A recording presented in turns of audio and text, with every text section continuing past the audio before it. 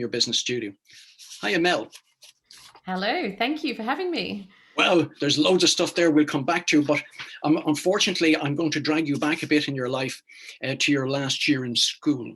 I do this to all my guests because I'm always interested, what was on their mind? Where were they going? Had they got a career mapped out? Well, I had decided that I wanted to be an actor, All right. a performer. So in my last year of high school, or in the lead up to that, I decided that I wasn't going to do the traditional route of a final year of high school, and I went and took myself off and did what was known at the time as a tertiary orientation program. And the subjects that I studied were English, drama, drama production, film and cinema studies, and dance. So I got my final high school certificate with those subjects. Gosh, your parents must have been delighted with that one. I didn't realize until recently. We actually had a conversation recently, and I hadn't realized that I had just told them that that's what I was doing.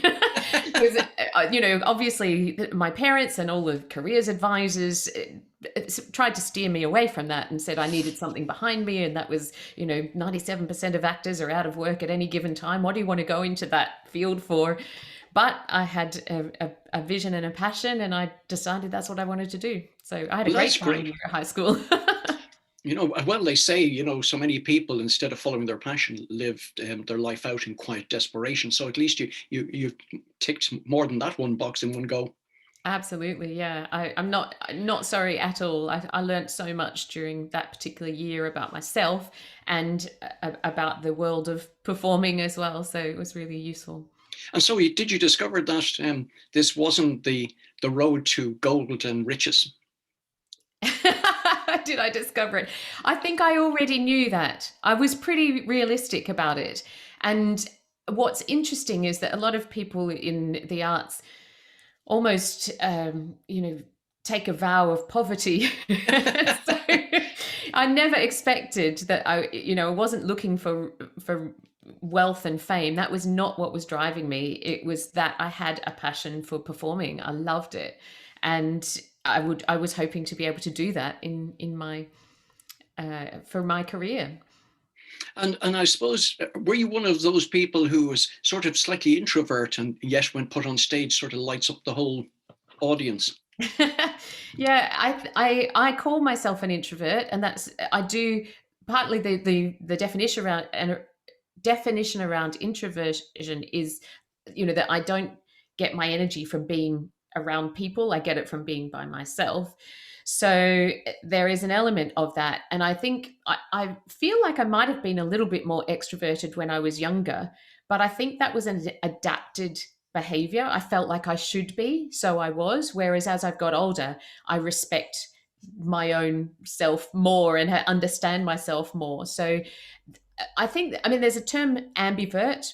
All right. And I think I probably fit into that, where I can adapt to different situations. I can certainly be an extrovert when I need to, but my natural tendency is to be an introvert. All right. I suppose there was a time in your life going to come along where you had to get a real job. Yeah. Well, actually, after I studied my final year at high school, I applied to get into university because, of course, all the advice was get a degree, get something behind you. And so I got into university to study teaching and drama teaching and teaching drama in English.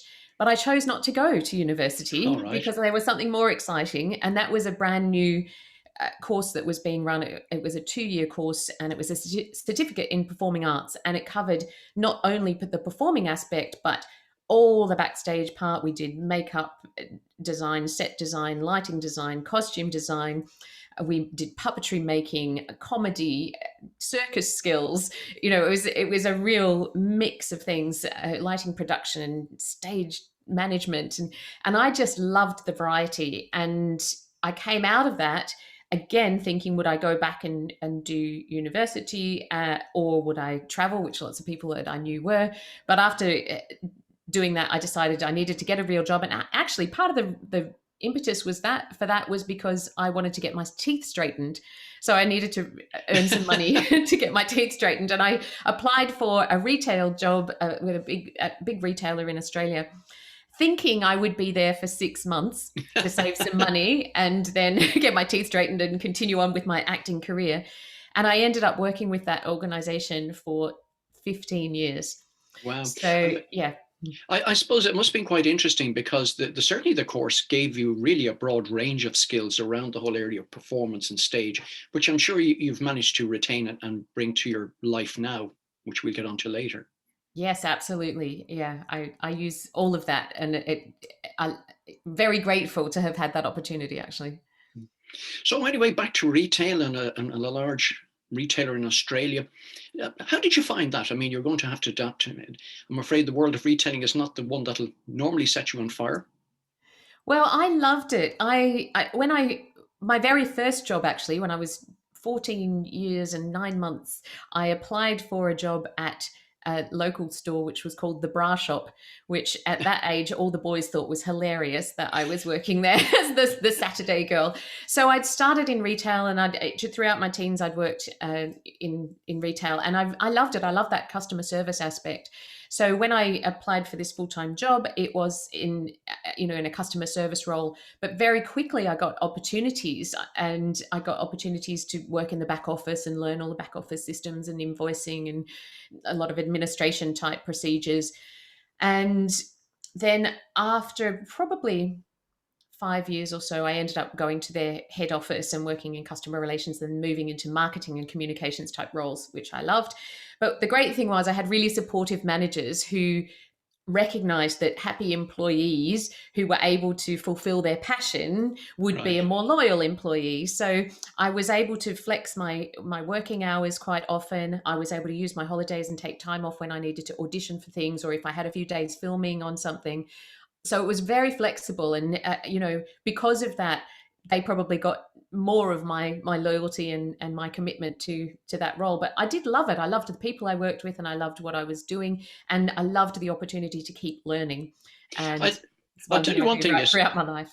it shows what a sort of thoughtful management system that was in the place that recognized the needs of its employees and was prepared to facilitate them in their extracurricular activities, if I'd call it that. Yeah, and I don't know if it was the entire organization, but I think the managers that I had quite often had a connection, either a son or a daughter or a sister or whatever, who was right into performing arts, and Right. so they recognized that passion and supported it really. So I was very, very fortunate in that sense. And one thing I just wanted to ask you about, and I've come across this time and time again, people who work in sort of the frontline staff of a particular organization and then go to head office. I've often seen it's two different cultures. How did you find it with your own particular organization? Yeah, it was a little bit, and I think it was interesting because because of that my customer service focus, and then when I went to head off, it was all about customer service. But again, really amazing manager in there who was very focused on that culture and making sure that um, the gap was reduced or minimized. And I think it was great to be able to have that experience on the shop floor, and then to be able to be in the head office and to be interacting with the buyers, and to have that perspective, and to be constantly focused on the customer, the end person, because I'd been there. I used to do work on the refunds counter and the Right. complaints desk and all of that, so I knew. And then when I was in customer relations, a lot of that was helping customers find a product that they couldn't get in a certain store or whatever. But then it was dealing with complaints, and the great thing was you never knew what you were going to get. You pick up the phone, No, you you just never don't. knew. But one of the things that I loved about my managers in there and the whole culture was we never ever spoke badly about a customer. Our customers were what were keeping us employed, what was keeping this business going. And I had noticed sometimes when I was in the organization on the shop floor, you're having a bad day, you say, oh, that customer really annoyed me, or just, oh, here's Sure. Mr. Such and Such again.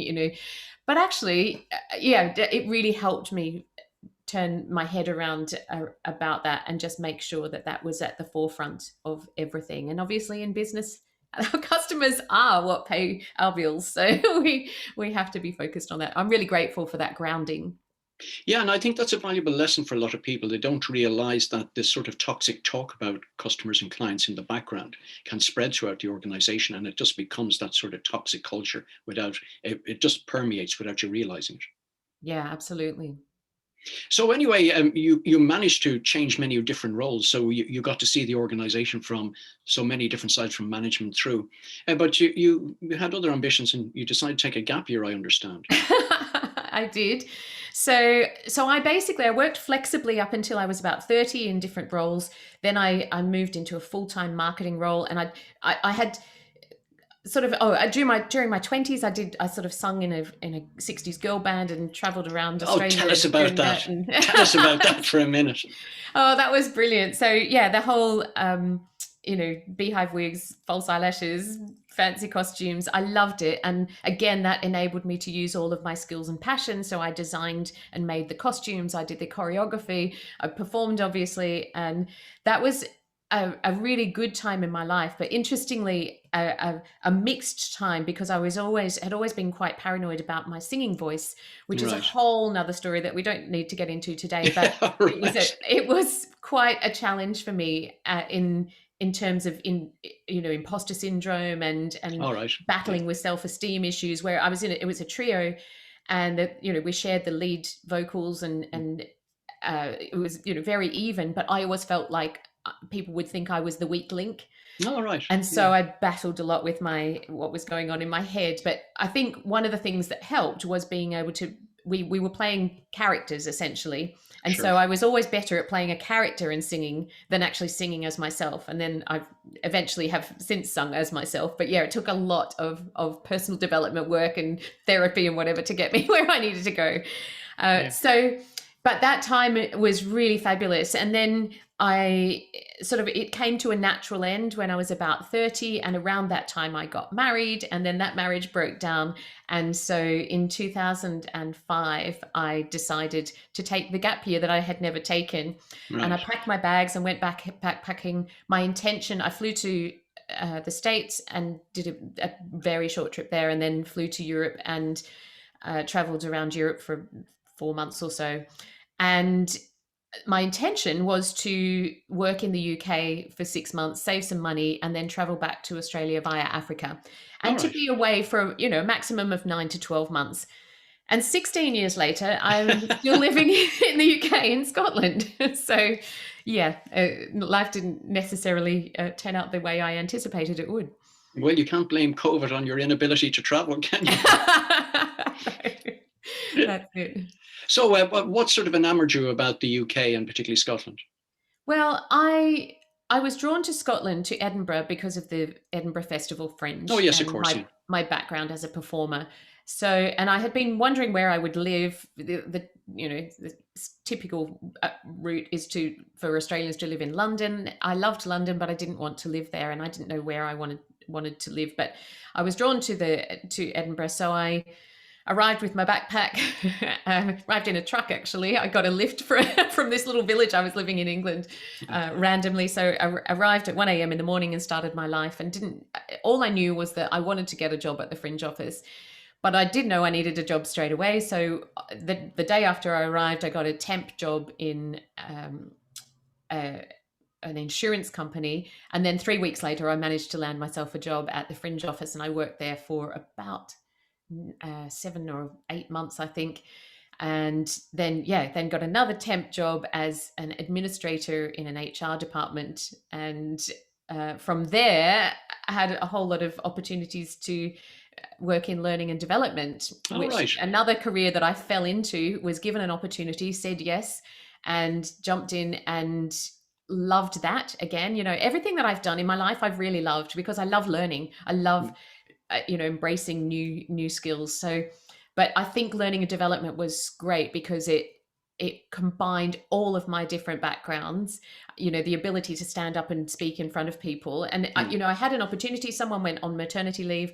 I was working as a PA to the head of HR at the time. All right. Yeah. And he said, I think you'd be great at this. Do you want the opportunity to caretake the role while this other person is on maternity leave? and I jumped at the chance, but having no background in learning and development. So then I suddenly had to go off and learn how to do that and learn how. That's Right. how I got into public speaking, because my first course that I had to design and deliver was a presentation skills course. And my boss had said, "Oh, you can stand up in front of people." I'm like, "Well, I better find out how to actually do this, how to structure a talk." And so I went off to Toastmasters, and I was fortunate to learn a lot there, and entered in some competitions, which I won, and learned so much during that process.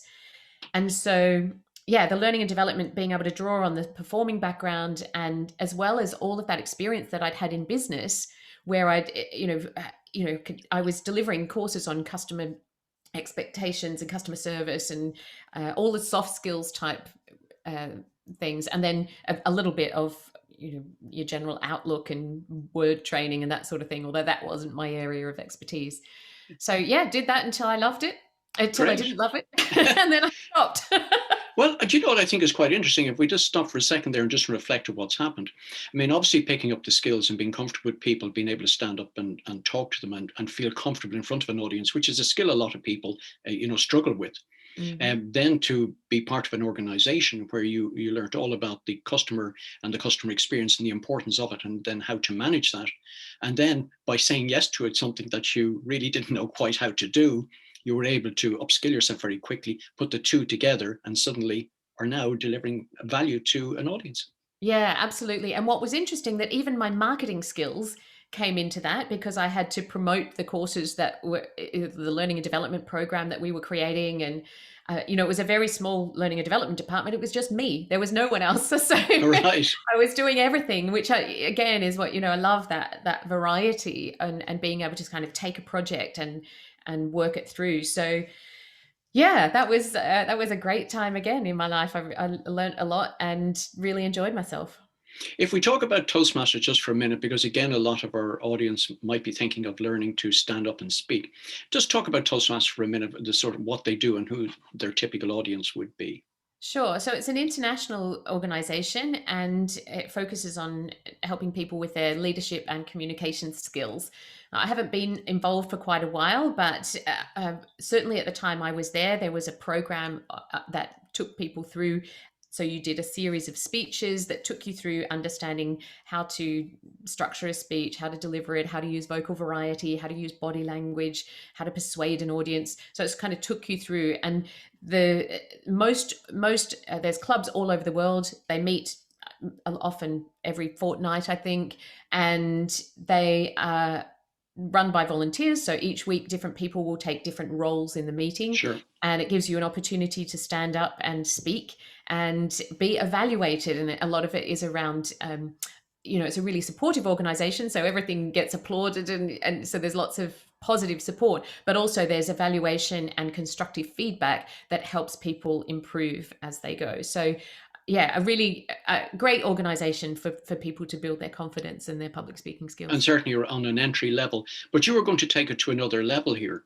So tell us more of where you were going to go after all this learning development, and suddenly thinking to yourself, well, I think I've had enough of that. I'd like to place my So energy and passion elsewhere. I had always wanted to run my own business.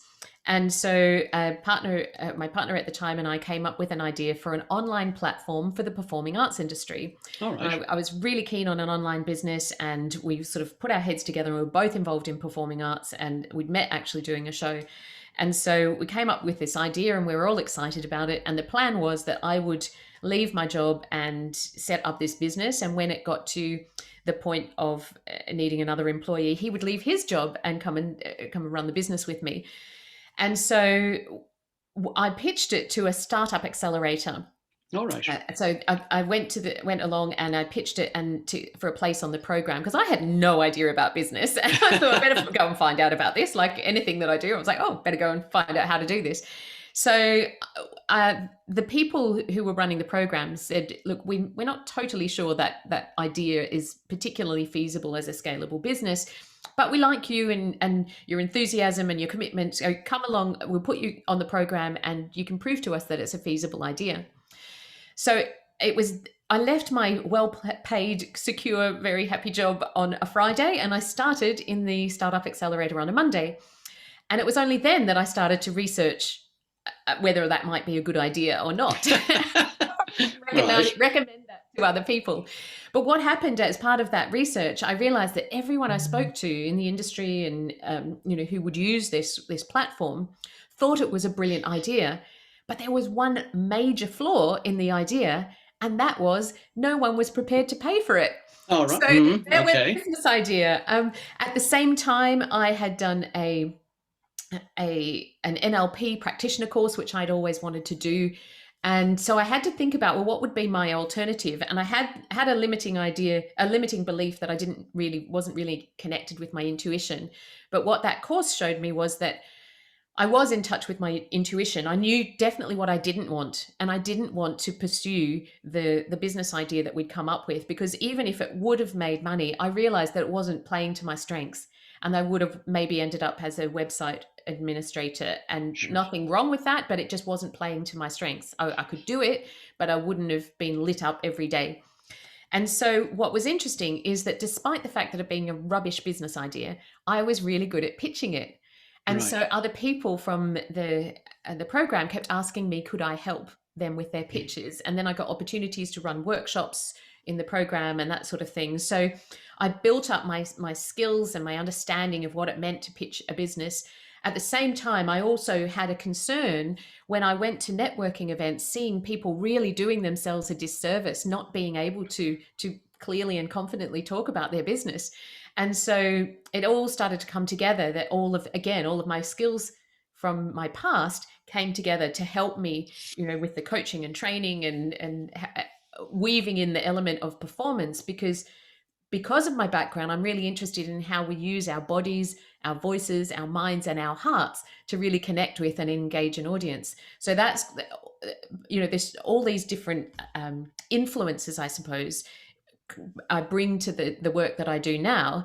And that business just kind of took off, and it's grown organically, and I've had lots of opportunities, and I've put myself forward for opportunities too. It's one of those things, I had an opportunity to pitch in front of 600 people at an event in Glasgow, and someone who was a guest of the Royal Bank of Scotland was in the audience, and he saw me pitch and got in touch. And I was also happened to be sitting at a table with Scottish Enterprise, who Right. had a tender out, and they said, "Oh, this might be something that you would be interested in," and they offered me the opportunity to quote for some work. And literally from those two conversations, my business started, and I haven't looked back.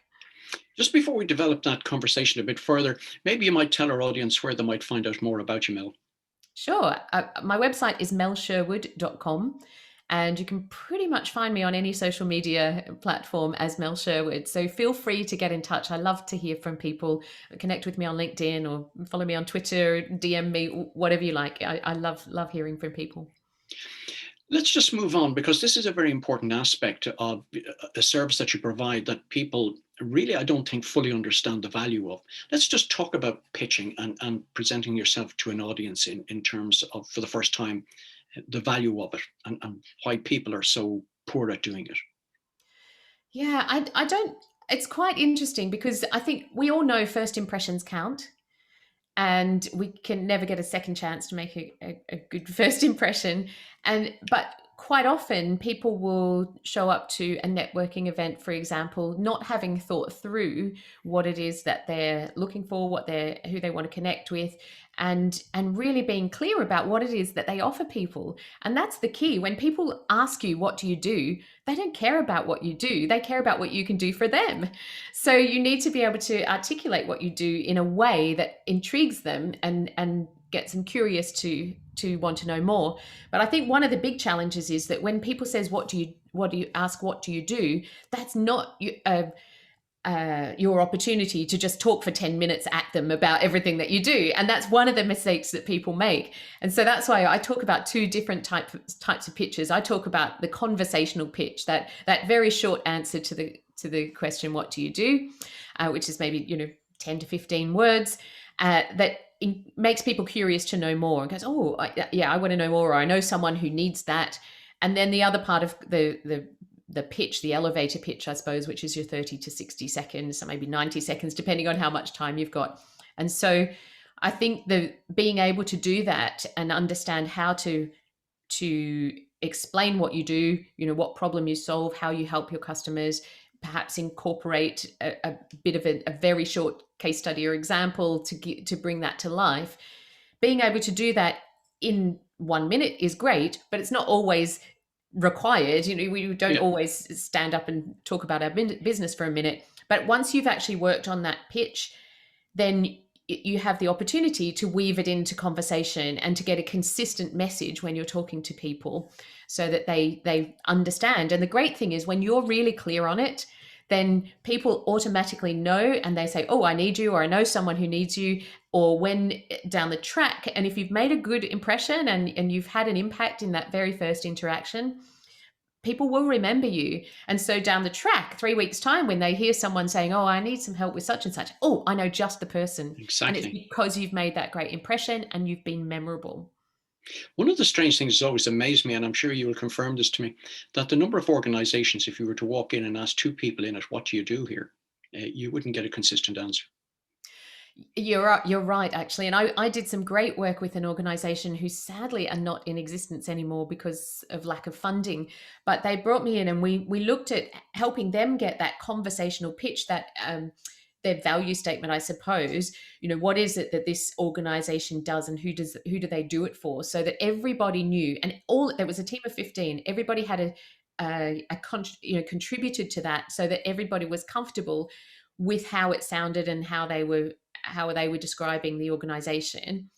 And then we also did the next level where they all had their own elevator pitch on how they supported the work of the organization. And it was so cohesive and comprehensive. So all of that went on the website and, on people's, strap lines on their emails and that sort of thing.